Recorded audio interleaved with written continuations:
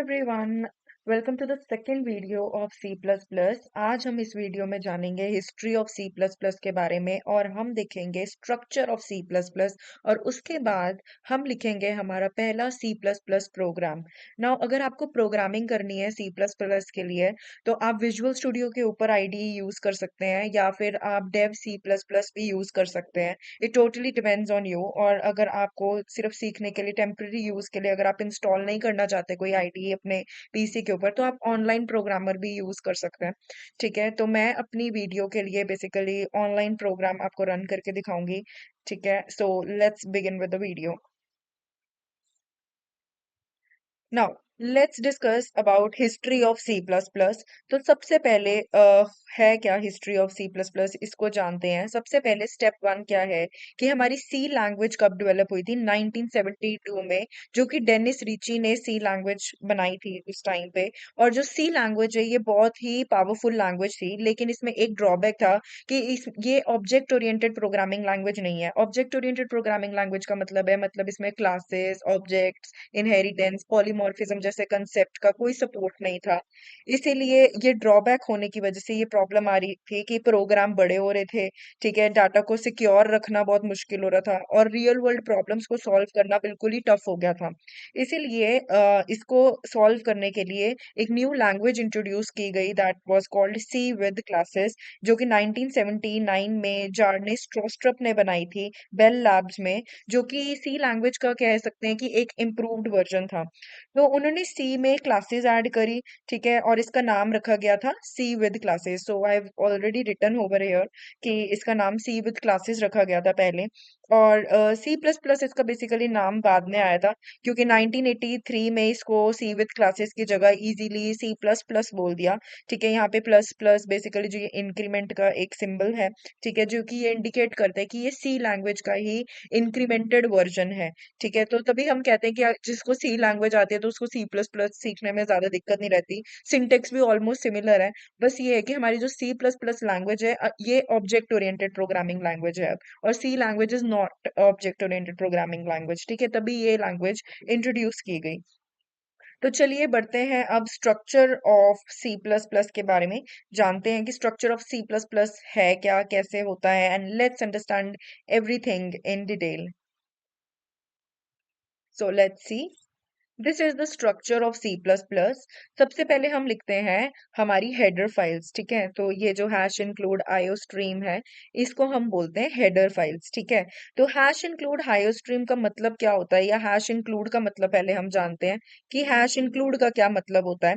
इसका मतलब होता है कि लाइब्रेरी को इंक्लूड करना या फिर ऐड करवाना। ठीक है, और आईओ स्ट्रीम जो होता है ये बेसिकली इनपुट आउटपुट के लिए होता है। ठीक है, यानी कि जैसे कि हमारे पास सी लैंग्वेज में प्रिंटफ और स्कैनफ स्टेटमेंट्स यूज होती हैं to print the output on the screen and to read the output from the user. तो सिमिलरली सी इन इनपुट लेने के लिए यूज किया जाता है। ठीक है, इसमें हमारे पास बेसिकली सी इन है एंड सी आउट है। ठीक है, तो सी इन इनपुट लेने के लिए यूज होता है एंड सी आउट आउटपुट दिखाने के लिए यूज किया जाता है। तो ये नाम से ही आपको क्लियर हो जाएगा इन एंड आउट से। ठीक है, that C in use for taking the input and C out is use to display the output on the screen. तो अगर ये नहीं लिखेंगे तो सी आउट सी इन काम ही नहीं करेगा। ठीक है, देन हमारी आती है second line of the structure is using name space STD. तो सी प्लस प्लस में ना बहुत सारे फंक्शंस होते हैं एसटीडी के अंदर। तो अगर हम ये नहीं लिखेंगे तो हमें ना प्रोग्राम में हर एक सी इन और सी आउट स्टेटमेंट से पहले कुछ इस तरीके से लिखना पड़ेगा, लाइक दिस। तो हमें हर एक सी आउट और सी इन स्टेटमेंट से पहले STD then scope resolution operator का यूज करना पड़ेगा। ठीक है, जो कि बहुत डिफिकल्ट हो जाएगा, मतलब हमारा कोड भी बहुत लेंदी होगा लिखने में। इसलिए हम नेम स्पेस को यूज करते हैं, यूजिंग नेम स्पेस लिख देते हैं, जो कि एक नेम स्पेस डेक्लेरेशन है। मतलब बेसिकली हमें हर एक सी आउट स्टेटमेंट के साथ स्टैंडर्ड ना लिखना पड़े तो हम इसको पहले ही टॉप पे डिफाइन कर देते हैं। ठीक है, उसके बाद आता है हमारा मेन फंक्शन। ठीक है, तो ये सबसे ज्यादा इंपॉर्टेंट है क्योंकि हमारा प्रोग्राम ही यहीं से स्टार्ट होता है। So let me highlight the main function for you. ठीक है, so execution begins at the main function basically. और हर सी प्लस प्लस प्रोग्राम में मेन फंक्शन बहुत ही नेसेसरी है। ठीक है, इसके बाद इसके अलावा हमारे पास आते हैं कमेंट्स। ठीक है, तो कमेंट्स होते हैं जैसे हमें जो स्क्रीन के ऊपर डिस्प्ले नहीं करवाना, लेकिन हम हमारे मतलब प्रोग्राम में समझने के लिए हम कुछ स्टेटमेंट्स ऐड कर सकते हैं, but it will be not displayed on the output screen. ठीक है, तो उसको हम बोलते हैं कमेंट्स। ठीक है, ऐसे ही हमारे पास सिंगल लाइन कमेंट होते हैं, मल्टीपल लाइंस कमेंट होते हैं। ठीक है, सिंगल लाइन कमेंट यहाँ पर जैसे लिखा हुआ है। ठीक है, अगर आपको मल्टीपल लाइंस का कमेंट लिखना है, then this is the symbol for this is the you know declaration for that, कि इस तरीके से हम मल्टीपल कमेंट भी लिख सकते हैं। ठीक है, इसके अलावा आप इंट मेन फंक्शन में आप अपनी स्टेटमेंट्स लिख सकते हो, लाइक सी आउट सी इन स्टेटमेंट्स, या फिर मेन लॉजिक, जो भी अभी हम आने वाली वीडियोस में प्रोग्राम डिजाइन करेंगे। तो हमारी फर्स्ट प्रोग्राम में जैसे कि the famous concept is hello world हम प्रिंट करते हैं, तो सी आउट स्टेटमेंट हम यूज करेंगे। ठीक है, so this is how we write the printing statements in C plus plus. So C out statement लिखते हैं, these are the executable statements, basically यहाँ एक्चुअल काम होता है। ठीक है, और ये आउटपुट स्क्रीन के ऊपर ये स्टेटमेंट्स शो की जाती हैं। ठीक है, प्रिंट करवाने के लिए basically. And then the last line which we have written is return zero. ठीक है, तो रिटर्न जीरो का मतलब कि प्रोग्राम सक्सेसफुली खत्म हो गया, एंड जीरो का मतलब बेसिकली यहाँ पर क्या होता है, सक्सेस, कि हमने सक्सेसफुली हमारा प्रोग्राम एग्जीक्यूशन बेसिकली फिनिश हो गया। ठीक है, तो ये है हमारा structure of C plus plus. ठीक है, अगर इसके बारे में मैं आपको एक लास्ट चीज बताना चाहूंगी कि हैशटैग का मतलब क्या होता है। कई बार ये क्वेश्चन आ जाता है इंटरव्यू में कि ये हैशटैग का मेनली काम क्या होता है। तो एक जस्ट छोटी सी बात बतानी है मुझे कि ये होता है प्री प्रोसेसर डायरेक्टिव स्टेटमेंट्स बोलते हैं। जितनी भी स्टेटमेंट्स हैशटैग से स्टार्ट होती हैं सी प्लस प्लस में या हेडर फाइल्स में, हम बेसिकली हैश इंक्लूड लिखते हैं। तो ये होते हैं हमारे प्री प्रोसेसर डायरेक्टिव। ठीक है, तो प्री प्रोसेसर क्या होता है बेसिकली कि कंपाइलेशन, जब हमारा प्रोग्राम कंपाइल होता है तो उससे पहले बेसिकली चार स्टेप्स होते हैं, that is preprocessing, compilation, then linking, and then उसके बाद एग्जीक्यूशन होती है। ठीक है, तो जो भी हैशटैग से लाइन स्टार्ट होती है वो प्री प्रोसेसर डायरेक्टिव होती है। ठीक है, जैसे कि हम मैक्रोज का कंसेप्ट भी डिस्कस करेंगे अभी आगे, तो वो भी हैशटैग से स्टार्ट होती है लाइन। ठीक है, तो इसको हम बोलते हैं प्री प्रोसेसर डायरेक्टिव, मतलब कि जो कंपाइलेशन से पहले एग्जीक्यूशन होती है। ठीक है, मतलब कंपाइलेशन से पहले जो चीजें प्री प्रोसेस होती हैं उसको हम हैशटैग से डिनोट करते हैं। ठीक है, तो ये क्वेश्चन कई बार पूछ लेते हैं हमारे इंटरव्यूज में कि हैशटैग का मतलब बता दीजिए। ठीक है, so this is important thing to know in the structure of C plus plus. अब हम हमारा पहला C plus plus program run करके देखेंगे। तो चलिए लिखते हैं हम हमारा पहला सी प्लस प्लस प्रोग्राम। तो ये मैं यूज कर रही हूँ coding shuttle dot com compiler CPP। आप गूगल पे जाकर टाइप कर सकते हैं कोडिंग शटल डॉट कॉम, और उसमें जाके आपको यहाँ पर काफी सारे ऑप्शंस दिख जाएंगे लैंग्वेज के। यहाँ पर आप जाकर लैंग्वेज सेलेक्ट कर सकते हैं। लाइक मैंने C plus plus compiler select किया हुआ है यहाँ पे, तो मैं अपने प्रोग्राम को रन करने के लिए ऑनलाइन कंपाइलर यूज कर रही हूँ, ताकि मैं आपको इनपुट और आउटपुट क्लियरली दिखा सकूँ। इसीलिए मैं ये आपको यूज करके दिखा रही हूँ यहाँ पर।